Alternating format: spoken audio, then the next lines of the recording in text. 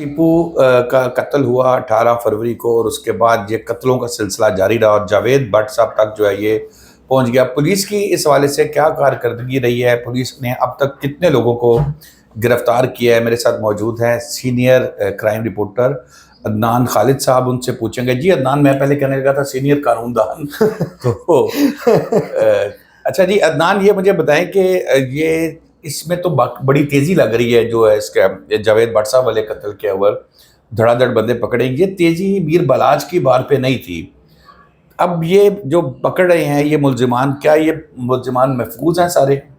शदाब साहब, एक तो पहली बात आपने कहा कि अमीर बलाज की दफा ये तेजी नहीं थी, सेम पैटर्न वही है।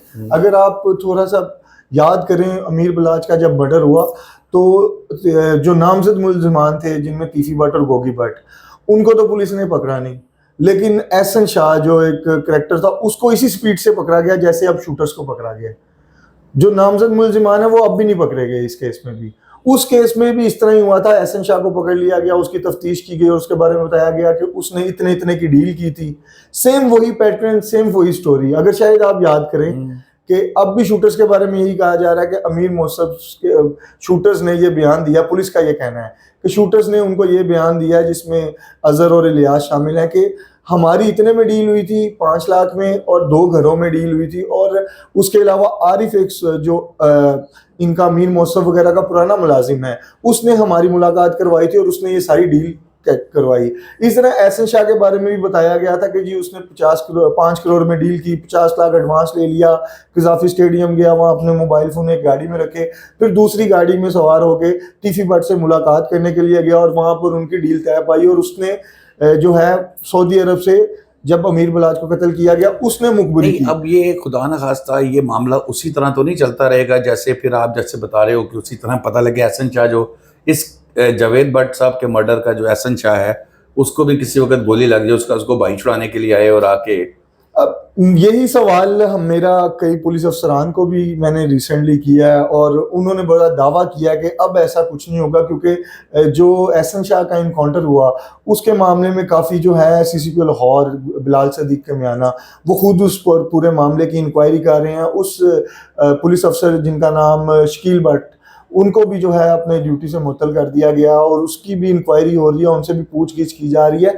ये सारी चीज़ें एक तरफ, लेकिन अगर आप देखें अमीर बलाज का मर्डर होता है तो जस्टिस फॉर अमीर बलाज एक सोशल मीडिया कैंपेन शुरू होती है और उस कैंपेन के बाद जो है पुलिस बहुत तेज़ी से एहसन शाह को गिरफ्तार करती है। अब जावेद भट्ट का जब मर्डर होता है तो पूरे इलाके की जियो फेंसिंग की जाती है, वहाँ पर नंबर ट्रेस किए जाते हैं। वो सबसे पहले एक रिक्शे का क्लू मिलता है, उस रिक्शे के ज़रिए जो है शूटर्स को ट्रेस करने की कोशिश की जाती है, जिसमें अजहर भट्ट उर्फ नाजी भट्ट और उसके अलावा इलियास, ये 2 शूटर्स जो हैं पुलिस इनको जो है प्रोमिनेंट करती है और इनके ऊपर वर्किंग करती है और इसके बाद इनके पीछे लगती है और इनको दूसरे शहरों से जाके गिरफ्तार करके लाती है। अजहर भट्ट जो है वो लाहौर का ही रिहायशी है, जबकि जो इलियास है वो पत्तोकी का कसूर का रहने वाला है। अब जो इनकी मुलाकात करवाई, पुलिस का कहना है कि उन्होंने जो तफ्तीश में इनसे सवाल जवाब किए और इनसे DIG OCU लाहौर इमरान किश्वर, आफ्ताब पुलरवान और DSP मॉडल टाउन OCU के फैसल शरीफ ने जो है इससे इंटेरोगेट किया, तो उन्होंने उनका ये कहना है कि इसने जो है अपनी इन्वेस्टिगेशन में अमीर मौसब का नाम लिया है। 2 बंदे ऑलरेडी इस FIR में नॉमिनेट हैं जिसमें अमीर फतेह और कैसर भट्ट शामिल हैं। अब जो है शूटर्स का बयान आया है कि जी उन्हें आरिफ ने मुलाकात करवाई थी, उनकी आरिफ ने, और आरिफ से ने अमीर मौसब से मुलाकात करवाई थी और उन्हें ये सुपारी जो है अमीर मौसब ने दी। अच्छा, लेकिन ये थोड़ा सा बताएं कि अभी तक कोई ऐसी आपकी तरफ से भी रिपोर्ट नहीं हुई चीज़ कि पुलिस ने कैसर भट्ट को गिरफ्तार करने के लिए कहीं रेड की है या पे उसका मीर फतेह को गिरफ्तार करने के लिए रेड की है? और दूसरी तरफ कल मैं सुन रहा था कि कुछ यूट्यूबर्स ये कह रहे थे कि जी वो मीर मसब को गिरफ्तार करने के लिए इंटरपोल से राब्ते किए जा रहे हैं, जो हाथ में है उन पे हाथ नहीं डाल रहा, और फिर इंटरपोल का राब्ता जो कि एक बहुत लंबा एक प्रोसीजर है। सर, यूट्यूबर्स ने तो इस केस को इस कदर बिगाड़ दिया और इसमें वो शायद पुलिस से भी ज़्यादा तेज़ी से इसकी इन्वेस्टिगेशन कर रहे हैं और कुछ यूट्यूबर्स ने तो अपने अपने धरे बना लिए हैं। इस वक्त जो रियलिटी है, धरे बना लिए और इस गैंग वार को मजीद हवा दे रहे हैं कि अपने अपने किसी मफादात के लिए या कोई भी वजूहात की अपनी पसंद नापसंद के लिए वो इस गैंग वार को, इस लड़ाई को, दो घरों की मजीद हवा दे रहे हैं। और यूट्यूबर्स ने, शायद आपको याद हो, रिसेंटली कुछ दिनों पहले गोगी भट्ट को भी अरेस्ट करवा दिया था। उसके बाद उन्होंने शूटर्स को भी अरेस्ट करवा दिया था, जब हालांकि शूटर अरेस्ट हुए नहीं थे। तो यूट्यूबर्स अभी तक बहुत कुछ करते जा रहे हैं, यूट्यूबर्स की बहुत सी खबरें जो हैं वो बार बार बाउंस होती जा रही हैं, लेकिन वो एक प्रॉपरली जो थोरली पुलिस इन्वेस्टिगेशन में चीजें हो रही हैं, शायद वो उनसे जानना नहीं चाहते, वो सिर्फ एक हवा में तीर चला देते हैं और चेक करते हैं कि शायद वो वाकई निशाने पे लग जाए। यूट्यूबर्स की जानिब से ये किया जा रहा है। कैसर भट्ट और मीर फतेह के लिए क्यों नहीं जा रहे छापा मारने? यही बात अभी कुछ देर पहले आप और मैं भी कर रहे थे कि आपने जब मुझे यही सवाल किया कि इंटरपोल से, तो बात ये है कि इंटरपोल से मीर मौसम को गिरफ्तार करने जाना तो बात की बात है, जो कैसर भट्ट स्पेशली, अब अमीर फतेह का भी मुझे नहीं इल्म कि वो पाकिस्तान में है कि नहीं, क्योंकि मुझे रिसेंटली ये पता चला था कि शायद वो भी पाकिस्तान से बाहर जा चुका है। लेकिन कैसर भट्ट के बारे में तो ये हमें कंफर्म है कि वो कैसर भट्ट इस वक्त पाकिस्तान में मौजूद है, तो पुलिस अभी तक उसको ही नहीं नॉमिनेट, जो एफआईआर में उसको ही नहीं अरेस्ट अभी आप ये देखो कि मेरा ख्याल है कि उसने मेरे नॉलेज में नहीं है कि कैसर भट्ट ने या मीर फतेह ने कोई इंटरम बेल करवाई हो। नहीं, ऐसा और कुछ नहीं है। जबकि कई केसेस के अंदर लोग तो मुलजिम के ऊपर सिर्फ एफआईआर की तरफ इशारा ही होता है, ऐसे तो इंटरम की तरफ भागता है। वो बड़े मुतमईन है, इसका मतलब है कि उन्हें किसी चीज का यकीन है कि उनकी तरफ कोई नहीं आएगा।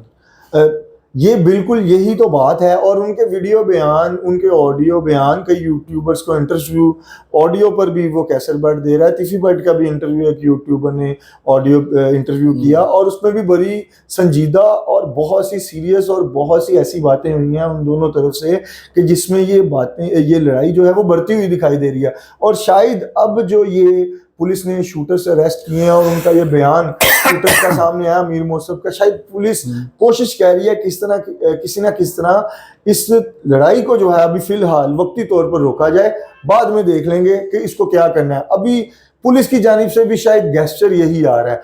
मेरा वैसे ही आपसे सवाल है, आप तो मेरे से बहुत सीनियर है और कोर्ट बीट में आपका एक नाम है माशाल्लाह, और आप काफ़ी वकला बरादरी के लोगों को भी और सीनियर कानूनदानों को भी जानते हैं कि एफआईआर में अगर कोई मुलजिम नॉमिनेट हो, उसको पुलिस पहले अरेस्ट करने जाएगी और वो पुलिस की पहुंच में भी हो, या फिर उस शख्स को जो शूटर हो, जो नामालूम हो, जिसका पुलिस को अंदाजा भी नहीं है और पता भी नहीं है, तो दोनों में से पुलिस को पहले अरेस्ट किसको करना चाहिए? सीधी सी चीजें है कि जो अगर तो गरीब का बाल होगा एफआईआर में नामजद, तो उसको तो एफआईआर के कटने से पहले ही चित्तर मारते हुए लाके बंद कर एप्लीकेशन पे। हाँ, अगर आगे से तगड़ा होगा तो वो फिर सोच समझ के हाथ डालेंगे। लेकिन ये बहुत बड़ा एक पुलिस के ऊपर सवालिया निशान है कि मुझे नहीं पता कोई टेक्निकल रीजंस हैं, क्या वजह है क्या नहीं वजह। अदरवाइज तो जो हम पर रवायात देखे अपनी पुलिस की, तो अभी तक तो कम से कम ठीक है, पकड़ा जाना ना पकड़ा जाना एक डिफरेंट चीज़ है, लेकिन 2-4 छापे तो मारे होते हैं और आपने रिपोर्ट किया होता कि छापा मारा है वहाँ पर, कैसर भट्ट फरार हो गया या नहीं मिला या जो भी है।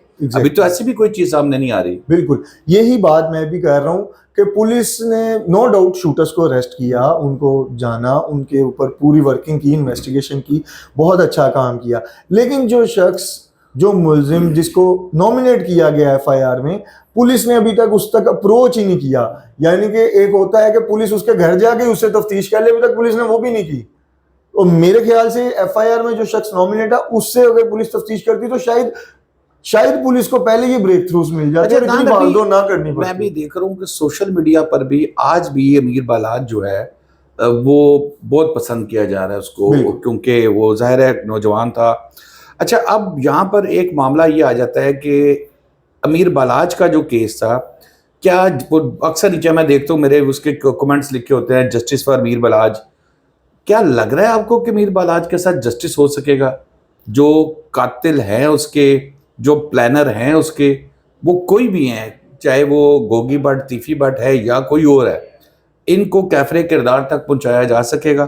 फिर सेम चीज़ जो एहसन शाह मारा गया, फिर जो जावेद भट्ट साहब को मारा गया, क्या लग रहा है आपको कि कहीं इंसाफ होगा इनके साथ? इंसाफ, मैं उस इंसाफ को कह रहा हूँ जब असल मुलजिम जो प्लानर है वो कटहरे में खड़ा हो। शदाब साहब, एहसन शाह के इनकाउंटर के बाद ना ये अमीर बालाज कत्ल केस तो आपके सामने है कि उसकी अब क्या वैल्यू रह गई है कि अब अगर तीफी बाट गोगी बाट अदालत में जाके पेश भी होते हैं, तो अगर एहसन शाह, जिसके बारे में कहा जा रहा है कि उसने मुखबरी की, उसने ये किया, उसने वो किया, इतने पैसे लिए, और फिर उसको इस तरह एक डकैती के पर्चे में, जो कि मेरे ख्याल से हज़ारों रुपए की डकैती थी, लाखों में भी नहीं थी, उस पर्चे में उसका जो है इनकाउंटर हो जाना, और वो इनकाउंटर अभी तक जस्टिफाई नहीं हो पा रहा कि वो इनकाउंटर रियल है कि फेक है, जो रियलिटी बेस्ड बात है। वो पुलिस भी अभी तक जस्टिफाई नहीं कर पा रही कि वो इनकाउंटर है क्या, कि वो वाकई ही रियल इनकाउंटर है। उसके भाई को भी उसमें नामजद, अभी तक पुलिस ने उसके भाई को अरेस्ट करने की भी कोशिश नहीं की, या वो भी पुलिस के पास पेश नहीं हुआ, ये भी मैं आपको बता दूं। अच्छा, उसकी तो तलाश में भी छापे नहीं मारे उसकी भी गए? तलाश में कुछ नहीं किया जा रहा, उसको बस एफआईआर में नॉमिनेट किया वो गया। एक अरूषा खातून थी जो एहसन शाह की हाँ जी, बीवी बताई गई थी, वो भी, उसका भी कोई पता ये नहीं सब है। चीजें तब की गई कि एक प्रेशर बिल्डअप किया जाए। पुलिस ने इस इनकाउंटर को जस्टिफाई करने की कोशिश की, शायद पुलिस मेरे ख्याल से इस इनकाउंटर को अभी तक जस्टिफाई नहीं कर पा रही, और मेरे ख्याल से जब तक इसकी इंक्वायरी सीनियर अफसरान इस इनकाउंटर की खुद नहीं करेंगे, तो वो जस्टिफाई भी नहीं हो पाएगा कि ये इनकाउंटर है क्या, रियल है या फेक। एहसन शाह के बाद अगर तीफी बाट और गोगी बाट आप आते हैं, अदालतों में जाते हैं, तो आप खुद सोचें कि उनको कितने आराम से रिलीफ मिल जाएगा अमीर बिल्कुल। बलाच केस में, कि कोई चीज़ ही नहीं, कोई सबूत ही नहीं, कुछ रह ही नहीं गया उस केस में। अब उसके बाद आ जाए जावेद भट्ट मर्डर केस पे। अब जावेद भट्ट मर्डर केस में पुलिस ने तफ्तीश की, पहले बहुत से चीज़ें जो हैं यूट्यूबर्स के जाने से सोशल मीडिया पे वायरल की गई कि ये फलां ने करवाया है, फलां ने किया है, कोई और है, ये वो।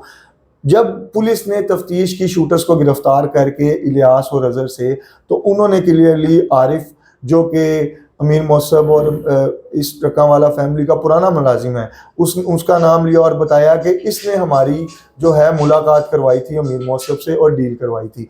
उन्होंने सीधा अमीर मौसब का, पुलिस का ये कहना है कि उन्होंने नाम लिया है। अब मैं कल एक यूट्यूबर की वीडियो देख रहा था, खातून यूट्यूबर हैं, कहने को वो खुद को एक क्राइम रिपोर्टर ही कहती हैं, लेकिन वो कह रही थी कि मैं हैरान हूँ, मैं हक्की बक्की हूँ कि पुलिस ने कैसे कह दिया अमीर मौसब ने किया है। अमीर मौसब, पुलिस को जो शूटर्स ने इन्वेस्टिगेशन में बयान दिया है, इतराफी बयान, पुलिस ने वो बयान हम सहाफियों से शेयर किया और वो हमारे सोर्सेज से हमें इल्म में आया, तो हमने उसकी खबर दी। नहीं, वो खातून बेसिकली डर गई होगी जो एहसन शाह की बार पे भी। तो देखे, मैं अभी तक इस बात को नहीं तस्लीम कर सकता कि एहसन शाह ने साजिश की, क्यों कि की होगी, लेकिन ऑफिशियली कहीं 164 का बयान उसका नहीं हुआ। अब सेम चीज़ यहाँ पर जो मीर मसब का नाम आ रहा है, इसके अंदर भी ये बात पुलिस कह रही है, और कल को पुलिस कहेगी कि वो जो बंदा था वो पुलिस मुकाबले में मारा गया और उसके बाद अब वो भी खत्म हो गया। देखे, अगर उसने नाम लिया है तो फिर पुलिस उसका रिमांड कंप्लीट हो, लेके जाए उसको, 164 का बयान कराए मजिस्ट्रेट के सामने, ताकि ब्लैक एंड व्हाइट में सामने आए। बिल्कुल ऐसे ही है। और इसमें सबसे इंपॉर्टेंट है, जिस शख्स का नाम लिया जा रहा है आरिफ, उसको भी पुलिस ने गिरफ्तार अभी करना, और उसको गिरफ्तार, और एक और शख्स भी पुलिस ने इस केस में जो है वो गिरफ्तार किया, जिसका नाम अफजल है, जो 4 दिन तक जावेद भट्ट साहब की जो है, जब वो घर से निकलते थे वहाँ से रैकी करता था और चेक करता था कि वो कहाँ कहाँ जाते हैं। 4 दिन उसने पूरी रैकी की, और उसके बाद जो है 5वें दिन ये वाकया हुआ। अब वो यूट्यूबर्स का मैं आपको इसलिए बता रहा था कि यूट्यूबर्स ना ट्रेंड को देखते हैं बेसिकली। अमीर बलाज, जस्टिस फॉर अमीर बलाज एक अच्छा ट्रेंड जा रहा है, तो उनकी कोशिश होती है कि हमारी व्यूअरशिप, सिर्फ ये व्यूअरशिप गेन करने के लिए एक सही खबर को भी गलत खबर बना देते हैं। जैसे पुलिस का जानिब से ये खबर सामने आई कि शूटर्स ने जो है अमीर मौसब का नाम ले लिया, और ये एक रियलिटी बेस्ड खबर है और पुलिस इसको ऑन कर रही है। अफसरान, सीनियर अफसरान से भी हमने इसको क्रॉस चेक किया, तो उन्होंने इसको ऑन किया है।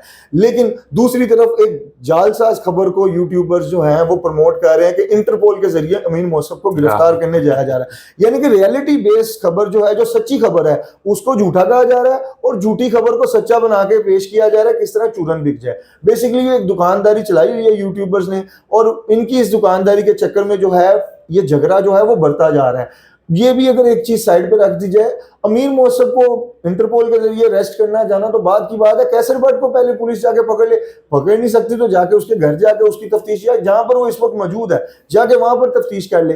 पुलिस तो अभी तक वहां नहीं जा रही, तो आप इंटरपोल के जरिए अमीर मौसम को गिरफ्तार, इंटरपोल के जरिए तो पुलिस अभी तक टिफी भट्ट को गिरफ्तार करने भी नहीं गई, जो रियलिटी बेस्ड बातें हैं और ये सच्ची बातें हैं। वैसे यूट्यूब पे जो अक्सर दोस्त कह रहे हैं उनको ये पता है इंटरपोल का, वो समझिए ये कोई पोल है लगा हुआ है, पोल है, उसके अंदर एंटर हो उसके ऊपर खड़े होंगे और वो खींच के हमें चले। स्प्रिंग की तरह उधर ये फेंक बड़ा देगा। लंबा और बड़ा मुश्किल प्रोसीजर है। दोस्तों अब तक के लिए इतना ही। शादाब रियाज को इजाजत दीजिए। अल्लाह हाफिज।